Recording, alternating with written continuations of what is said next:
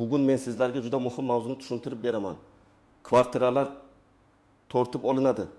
Yangi qonun chiqdi, uyingizni olib qo'yishlari mumkin degan gaplar odamlar orasida juda tez tarqayapti. Bu gapni eshitgan odam tabiiyki xavotirga tushadi. Men sotib olgan kvartiram xavfdami? Kadastrim bor. Baribir olib qo'yishadimi? Qarz bo'lsa uyimdan ayrilib qolamanmi? Uy buzilsa kompensatsiya beriladimi? Degan savollar paydo bo'ladi. Shu video siz uchun juda muhim.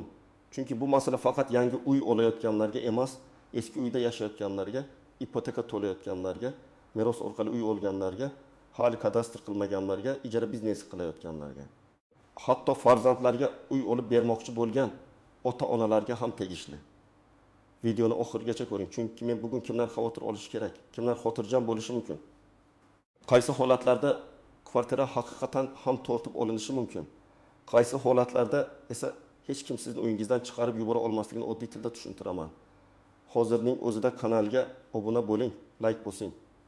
Chunki bunday huquqiy ma'lumotlar ko'pchilikning pulini, uyini va asabini saqlab qoladi. Avvalo bir narsani aniq aytaman. Yangi qonun chiqdi. Endi hammaning kvartirasini tortib olishadi degan gap juda qo'pol, noto'g'ri talqin. Qonunlarda mulk huquqi himoya qilinadi.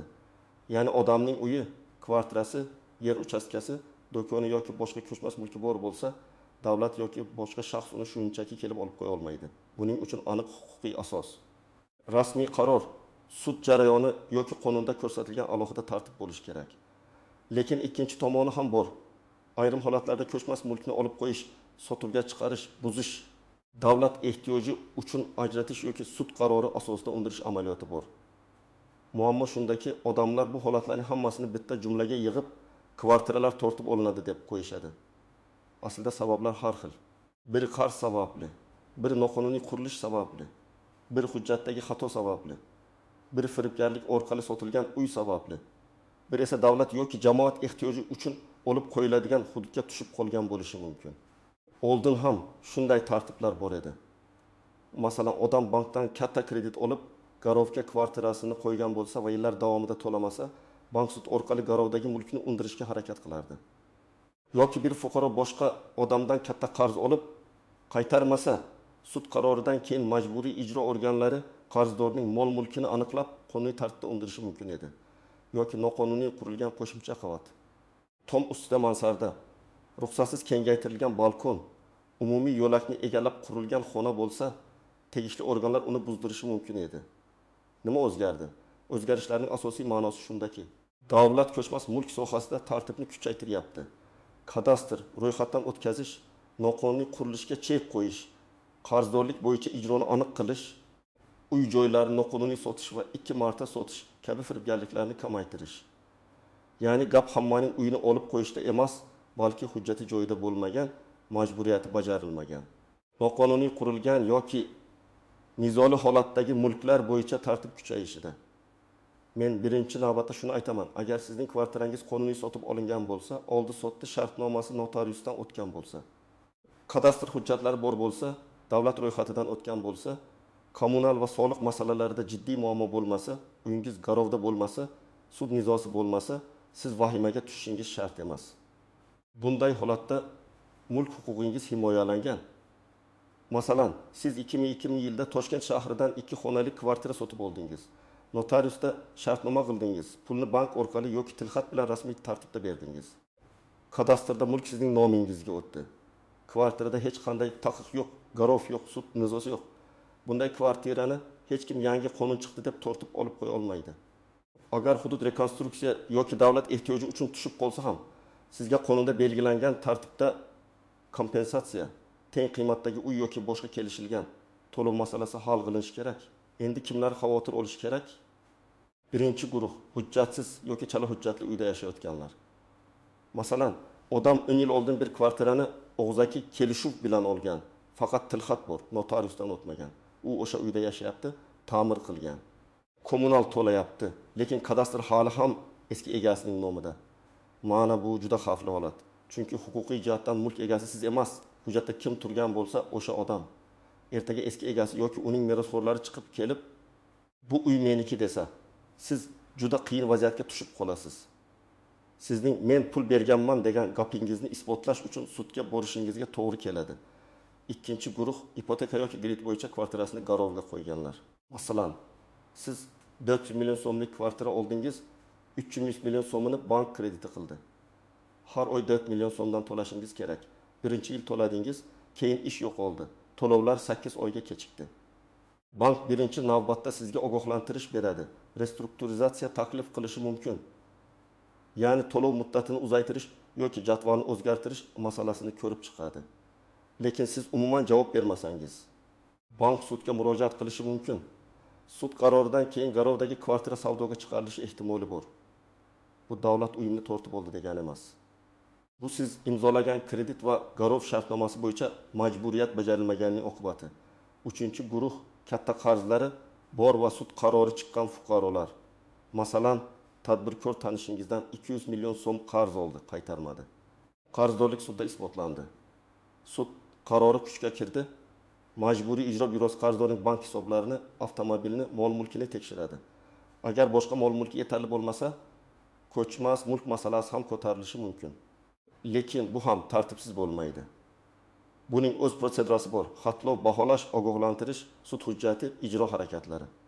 Odamlar ko'pincha sud qog'ozlarini e'tiborsiz qoldirib, keyin birdan uyimga kelishdi deydi. Aslida jarayon ancha oldin boshlangan bo'ladi. 4-guruh noqonuniy qurilish qilganlar. Masalan, ko'p qavatli uyda yashaysiz va birinchi qavatdagi kvartirangiz oldiga ruxsatsiz 20 kvadrat metr qo'shimcha xona qurib oldingiz. Yoki yuqori qavatda balkon devorini surib, konstruksiyani o'zgartirdingiz. Yoki tom ustida mansarda qilib ijaraga berishni boshladingiz. Bunday holatlarda masala faqat sizning mulkingiz emas, qo'shnilarning xavfsizligi, binoning mustahkamligi, yong'in xavfsizligi, umumiy foydalanish joylari bilan bog'liq. Agar qurilish ruxsatsiz bo'lsa, tegishli organlar uni qonuniylashtirishni talab qilishi yoki buzish choralarini ko'rishi mumkin. Bu holatda butun kvartira emas, aynan noqonuniy qurilgan qism muammo bo'lishi mumkin. Lekin ayrim xavfli holatlarda butun bino bo'yicha ham ekspertiza masalasi chiqadi. 5-guruh firibgarlik bilan sotilgan yoki nizoli uy olganlar. Men amaliyotda shunday holatlarni ko'p ko'rganman. Bitta kvartira bir necha odamga va'da qilingan bo'ladi. Kimdir yangi qurilayotgan uydan arzon beraman deydi, pulni naqd oladi, lekin qurilish kompaniyasi bilan rasmiy shartnoma yo'q. Yoki kvartira egasi turmush o'rtog'ining roziligisiz sotadi. Keyin turmush o'rtog'i sudga berib, bu umumiy mulk edi, men rozilik bermaganman deydi. Yoki meros masalasi hal bo'lmagan uy sotiladi. Keyin boshqa merosxo'rlar chiqib keladi. Bunday holatlarda xaridor men pul berdim deb o'ylaydi. Lekin hujjatlarda muammo bo'lsa, sud nizosi yillab davom etishi mumkin. Endi kimlar nisbatan xotirjam bo'lishi mumkin? Men aniq aytaman, kadastri bor. Mulk egasi sifati davlat ro'yxatidan o'tgan. Notarial shartnomasi toza, uyi garovda emas yoki garov bo'lsa ham to'lovlar vaqtida to'lanayotgan. Sud nizosi yo'q, noqonuniy qurilish qilmagan. Kommunal va soliq qarzlari juda katta darajada yig'ilib ketmagan fuqarolar vahimaga berilmasin. Sizning asosiy vazifangiz hujjatlarni tartibda saqlash va har qanday ogohlantirishni e'tiborsiz qoldirmaslik. Endi eng muhim nozik jihatlarga o'tamiz. Birinchi nozik jihat kadastrim bor. Demak, mutlaqo xavf yo'q deb o'ylash ham har doim to'g'ri emas. Kadastr juda muhim hujjat, lekin agar u soxta hujjatlar asosida olingan bo'lsa, sud orqali bekor qilinishi mumkin.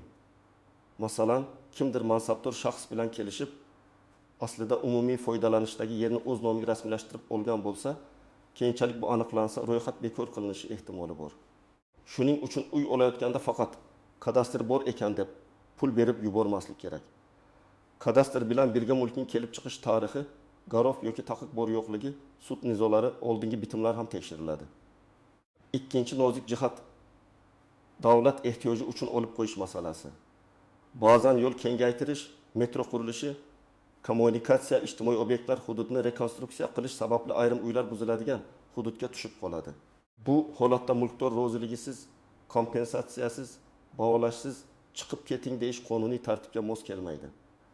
Sizdan uyingiz olinayotgan bo'lsa, avvalo baholash bo'lishi, kompensatsiya masalasi kelishilishi, sizga teng sharoit yaratish bo'yicha hujjatlar rasmiylashtirilishi kerak. Eng katta xato, odamlar og'zaki va'daga ishonib ko'chib ketadi. Keyin pul beramiz, keyin uy beramiz, hozir imzo qo'yib turing deyishadi. Men bunday vaziyatda hech qachon bosh qog'ozga yoki mazmunni tushunmagan hujjatga imzo qo'ymaslikni maslahat beraman. 3-nozik jihat meros masalasi. Ota-onadan qolgan uyda aka-uka, opa-singillar yashaydi. Hamma bu uy bizniki deb yuradi, lekin meros rasmiylashtirilmagan. Oradan 5 yil o'tadi. Bir merosxo'r o'z ulushini talab qiladi. Ikkinchisi men ta'mir qildim, sen kelmagansan deydi. Agar meros hujjatlari vaqtida qilinmagan bo'lsa, uy nizoli mulkka aylanadi. Keyin kimdir o'z ulushini sotmoqchi bo'ladi. Kimdir sud orqali bo'lishini talab qiladi. Ayrim hollarda uy sotilib, ulushlar pulga ajratilishi ham mumkin. Bu ham uy tortib olindi degan hissiyot beradi. Aslida esa rasmiylashtirilmagan merosning oqibati bo'ladi. 4-nozik jihat nikohdagi umumiy mulk. Er-xotin nikoh davrida kvartira olgan bo'lsa, ko'pincha hujjat faqat erning yoki faqat xotinning nomida turadi. Lekin bu mulk nikoh davrida olingan bo'lsa, odatda umumiy mulk sifatida qaraladi. Sotishda turmush o'rtog'ining roziligi kerak bo'lishi mumkin. Agar rozilik olinmasa, keyin bitim sudda nizolashilishi ehtimoli bor. Xaridorlar uchun bu juda muhim.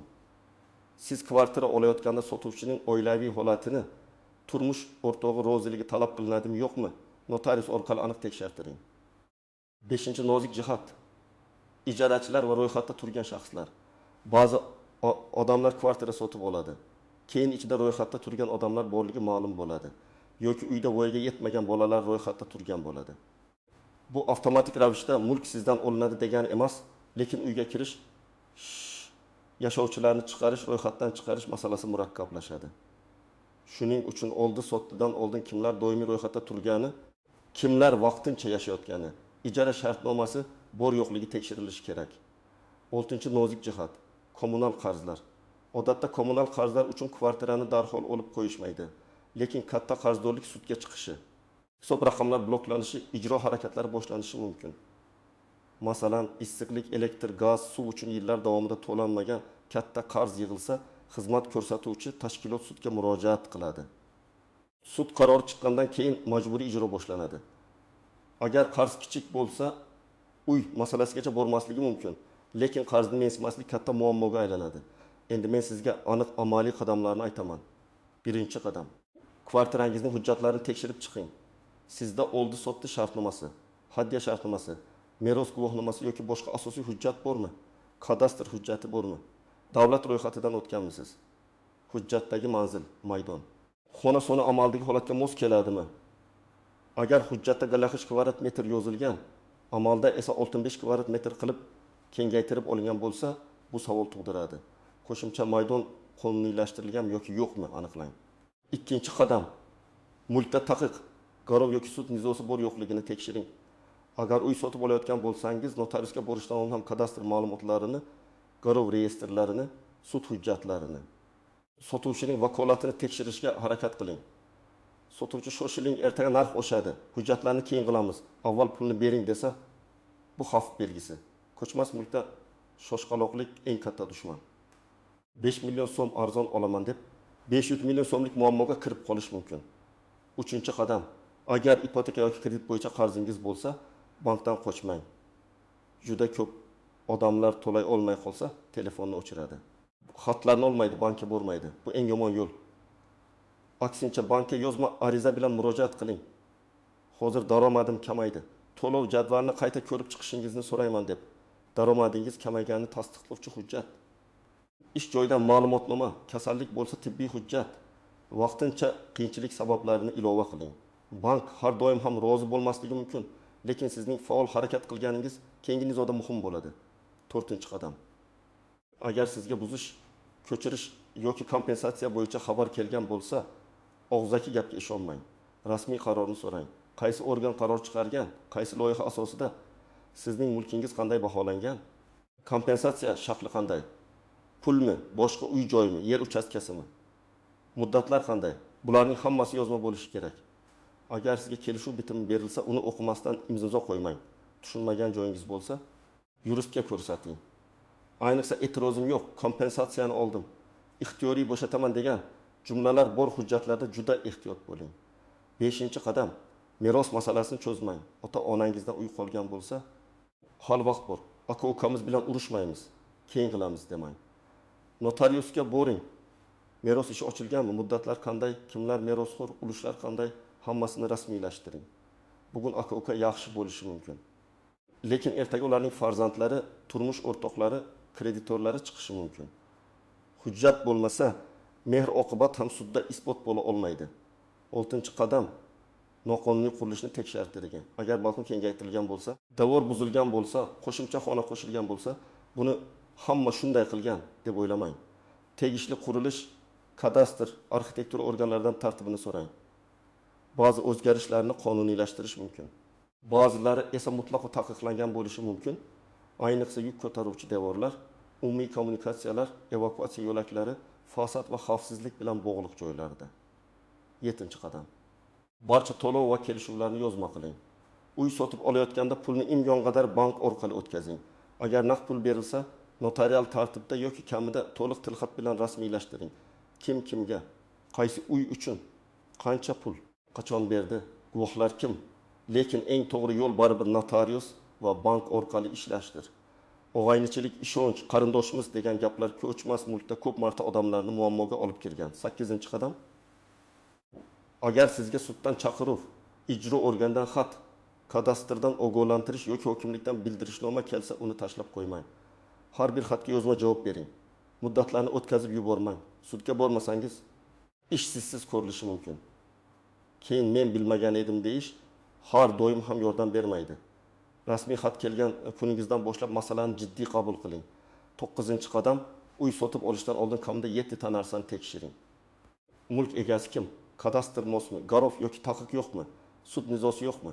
Sotuvchining turmush o'rtog'i roziligi kerakmi? Merosxo'rlar da'vosi yo'qmi? Uyda ro'yxatda turgan shaxslar bormi? Mana shu tekshiruvlar sizni katta xavfdan saqlaydi. Demak, asosiy fikr shuki, hech kim qonuniy rasmiylashtirilgan kvartirani shunchaki yangi qonun chiqdi deb tortib olib qo'ya olmaydi. Lekin hujjatsiz uy, garovdagi kvartira, to'lanmagan kredit, sud qarori, noqonuniy qurilish, meros nizosi, turmush o'rtog'i roziligisiz sotilgan mulk, davlat ehtiyoji uchun tushib qolgan hudud kabi holatlarda jiddiy xavf bor. Farqni tushunish kerak, vahima qilish emas. Hujjatlarni tartibga keltirish kerak. Men sizga maslahat beraman. Bugunoq uy hujjatlaringizni bir joyga yig'ing, kadastrni tekshiring, qarzlaringizni aniqlang. Agar nizo bo'lsa kechiktirmang, yozma murojaat qiling. Zarur bo'lsa yurist bilan maslahat qiling. Ko'chmas mulk bu oddiy buyum emas. Bu ko'pincha oilaning eng katta boyligi. Uni himoya qilish uchun har bir hujjat, har bir imzo, har bir to'lov muhim. Sizning holatingiz qanday? Kvartirangiz kadastri joyidami? Ipoteka bormi? Buzilish yoki kompensatsiya bo'yicha xabar kelganmi? Uy sotib olishda qanday muammoga duch kelgansiz? Fikringizni izohlarda yozing. Men ko'pchilikni qiziqtirgan savollar bo'yicha keyingi videolarda alohida tushuntirish beraman. Video foydali bo'lgan bo'lsa, albatta like bosing, yaqinlaringizga yuboring va kanalga obuna bo'ling. Chunki bitta to'g'ri ma'lumot sizni katta yo'qotishdan saqlab qolishi mumkin.